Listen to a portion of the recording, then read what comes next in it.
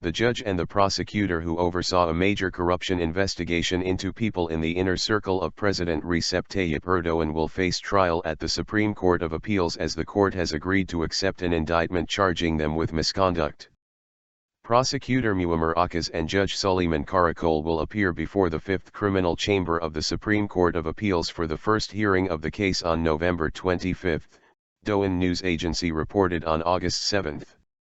Akkaş was in charge of the corruption probe that became public on December 25, 2013. He ordered the detention of dozens of suspects, including a number of government-affiliated figures and businessmen.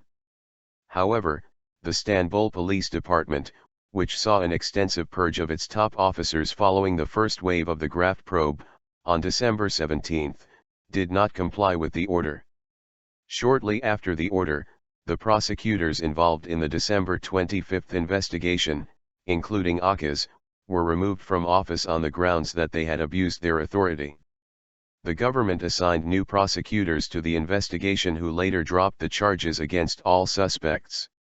Among the suspects of the December 25 investigation was President Erdoğan's son Bilal, businessmen Mehmet Cengiz, Mustafa Latif Topbaş and Yasin al-Qadi, a Saudi businessman who is on the US Treasury Department's specially designated global terrorist list. Akkaş and Karaçöl, along with the prosecutors involved in the December 17, 2013 probe, were suspended since then.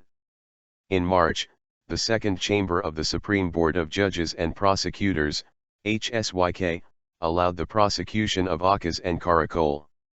Akkaş faces up to 3 years in jail on the grounds of abuse of authority, while Karaçöl could be imprisoned for 2 years for neglecting duty. 43 suspects of the corruption probe, including Bilal Erdoğan, are among the plaintiffs of the criminal case against Akkaş and Karaçöl. The suspects of the December 25 probe were accused of money laundering, bribery, tender rigging and corruption.